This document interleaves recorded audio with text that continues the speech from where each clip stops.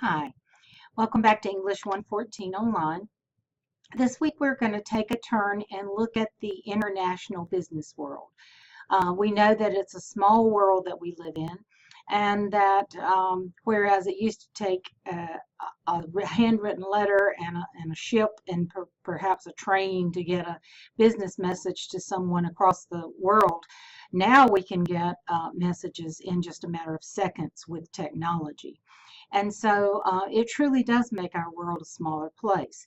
And for that reason, we need to be aware of that not everyone is from the United States, not everyone speaks English as a first language, and not everyone has the same customs and expectations personally or in the business world. So it's always a good idea in a technical writing course to take a look at the international picture, the big picture.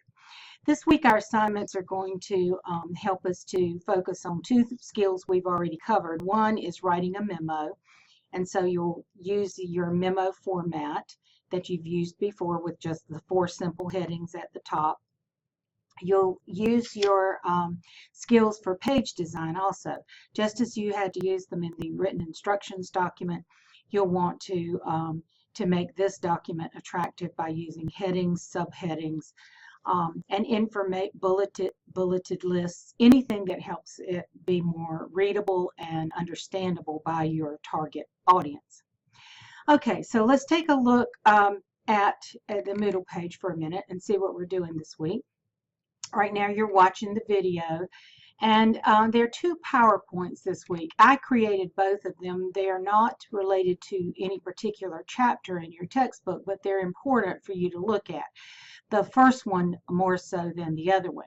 One is the PowerPoint on the international workplace, and that is down here under your assignments and resources green bar here. This one right here. This is really important because it gives you an overview of the international global workplace, and it is something that I think is very important for you to look at. There are magazine article links in it. There are video links. There are live links for research on the global workplace. And there's a lot of information there that you may find helpful. Some of it you may want to just skip over. I'm certainly not asking you to spend a whole hours and hours looking at that and investigating all those websites, but I put those resources there for you so that you'll have them there to use. So do look at this one. The second PowerPoint, International PowerPoint for London, England, is something that I put together just to show you how you can apply research to a particular location. I chose London, England, and so you could see that it's not the same. They don't conduct business quite the same way. You would think, hey, we have British roots, so it would be the same, but it's not quite the same as it is in the United States. So you can watch that, but that one is really optional, and you don't really need to look at that one if you don't have time. But that first one, the Global Workplace PowerPoint, that's pretty essential, I think, for background. There's also reading assignments for you to do this week, and there is no one chapter in our book that relates to just the global workplace, so I've pulled information throughout the textbook together. Chapter 3, Writing for an International Audience, on page 74. You'll want to look at that. Chapter 4, Plain Language, 112 to 113. You'll want to take a look at that. That plain language is good for any circumstance in the workplace, but particularly for an international or global audience. Chapter 7, 251 to 257. Chapter 9, 322 to 323, and Appendix A on page 595.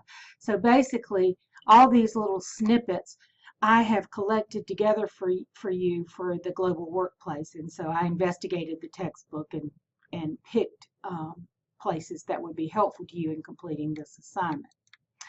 Okay, so let's take a look at what the assignment is. We'll scroll down after you look at the PowerPoint and you'll want to view the assignment itself. So let's bring up the International Business assignment here.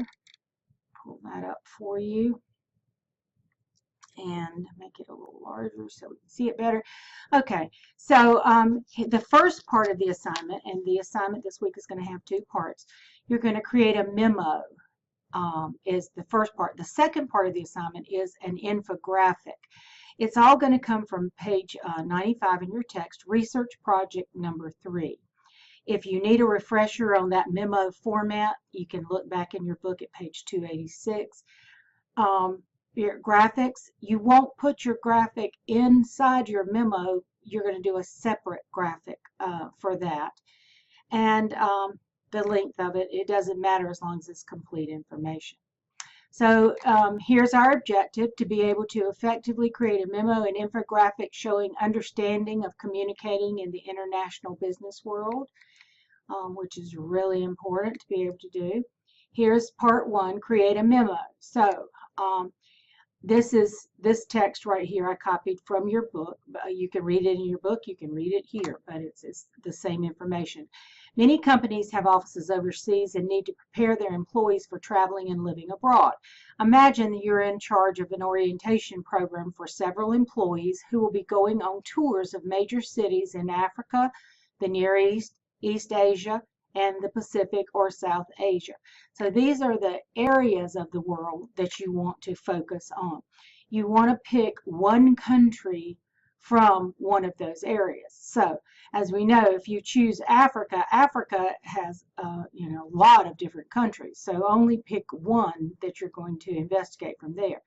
The Near East, East Asia and the Pacific, or South Asia. So go to those regions and find a country that you want to explore. Outline and draft a memo that will begin with information for Americans. I'm highlighting to work right here.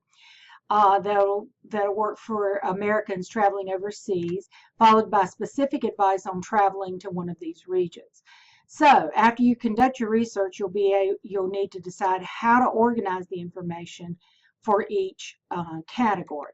Now it gives you under that project 3 on page 95, A, do this, B, do that, C, do that. So I have included those instructions for you here too.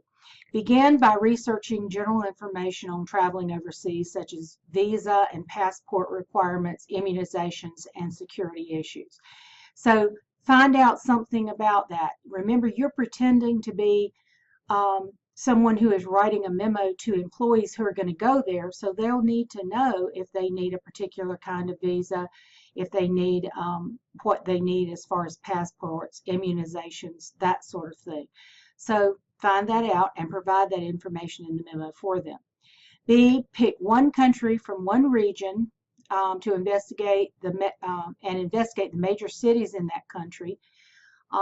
You don't have to cover every single city, but just, be familiar enough with the country that you can give some information that's valuable to the people who will be traveling there. Decide on which topics you want to include in your memo. Make an outline, put them in your outline, and use it that way to organize your document, design your document. Following your outline, draft a memo to the employees who will be traveling to the country you have chosen to research. You can refer to page 71 in your text, writing a rough draft checklist. That's very helpful if you want to take a look at that. But it's a good idea to plan ahead and do a little outline of what you want to cover, and then it'll be easier when you get ready to type. Review and revise your memo, making necessary changes. Submit the memo on the Turnitin link provided, as we've been doing with our previous week's assignments. Use the links provided on page 95 in your text to help you with your research. Here's some other, these are live links in this document that you can click on. For instance, you might want to click on the U.S. State Department. If you click on that, it will take you to that website, and you can find out information so like visas for entry into foreign countries, maybe you want to explore that and see what kind of visa they would need for that particular country. So you explore those websites and use them to your advantage. Okay, so back to the assignment. Let me get the whoops.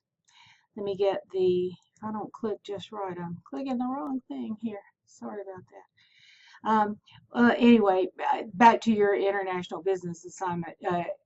Once you have, I'll just have to pull it up again because somehow I've clicked out of it. And no problem, right? We go with the flow, right? That's what we do. Okay, so these are, as I said, these are live links in the document itself. When you bring it up, you'll be able to click on these and go to those places. Your book also provides links for you to use also. If you have the e-text, they are live links on your e-text and you can go from there, but otherwise you can look at the URL addresses provided and in your text, and you can do that. Okay, so that's part one, the memo. The second part is you're going to create an infographic. Now, an infographic is just a file that contains written words and pictures that are helpful for people to look at. This is an example of one that I made about Great Britain. I suggest that you create your file however you want to. You can do a Google Doc, you can do a Word doc, you can do a Google slide, you can do a PowerPoint slide, however you want to do it. I just suggest that you save it as a PDF file when you get ready to post it, because it'll just make everything look consistent and uniform on the Padlet, and it'll just be easier for me to view everything and for you to view each other's too. But here's an example. You see it's infographic because it has two pictures. There's a business situation in Great Britain, and here is the Great Britain flag. And I've put some bulleted points here. Business attire rules are somewhat relaxed in England, but conservative dress is still very important. Dark suits, usually black, blue, or gray, are acceptable. Men's shirts should not have pockets. The pockets should always be kept empty. Men should wear solid or patterned ties, avoiding striped ties. Men wear laced shoes, not loafers. Business women are not as limited to colors and styles as men, though it is still important to maintain a conservative image. And I got these images from, or this one here particular, from bowsandties.com. And so you want to give your source information where you got your stuff to. So you can see here in this little video picture up here, the graphic part, you can see, you know, pastel suits for the women's, darker suits for the men, still very conservative in Great Britain. So the resources for this assignment: Chapter 3, Writing for an International Audience, Plain Language, Chapter 7, all that stuff on there again. That's on the Moodle page. It's in this document too, so you can refer back to that. And then your rubric for your top score, you want to get proper memo format, 4 headings. Infographic format is important. Complete content. Look at what the assignment asks for and make sure that it's thorough. Organization, use those headings and subheadings. Make sure you read for grammatical errors and mechanical and or typographical errors, because typographical errors are just as damaging as just bad errors that you're making. Okay, so back to the Moodle page. Here is there's the assignment. There's the Moodle. I mean the Turnitin link for you to turn in your memo. So view the assignment on the document above and submit the memo on this Turnitin link. That's where you'll submit that. Now, the second part, the infographic, you're going to put it right here on this Padlet. Padlet is a brand name, and this is something you can just click right on it and submit your PDF file right here. And I have given you, I don't want to go through all these instructions right now because my video is getting kind of long and you're probably getting kind of tired of listening to me. But if you want the instructions for doing it's right there. It's really pretty simple. You can click on that plus mark right there. Also, you have the opportunity to drag something in there if you would rather do it that way. But when you click there, you're going to get this, and it's going to ask you to put in your title. I'm going to ask you for your title to put in your name and your country. So if it's, you know, John Smith, Ethiopia, then put that up there. Then once you type that in, you click down in this part where it says write something, and here's where add an attachment right here on the end. That's where you would click to put your file in, your PDF file. Once you click on that, here is your add an attachment over here. And again, you have the opportunity of choosing a file, like from wherever you saved it on your desktop or wherever, or if it's something that you can drag in there, you can do that either way. So once you do that, your submission will show up here as mine does. And I've designed the Padlet so that the last person posting will be the first person I see up here. So if I go and look at them, and I've already noted some of them, it'll let me know, okay, here's some new ones that I haven't seen right up here. Feel free to go and look at other people's infographics and gain information.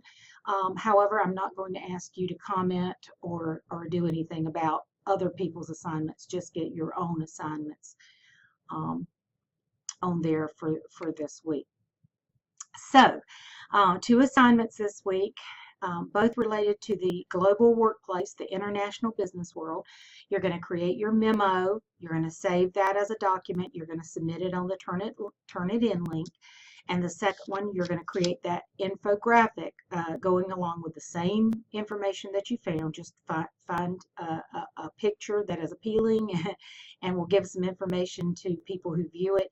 A few bullet points of information that graphic, that picture illustrates, and save it as a PDF file and attach it to the Padlet.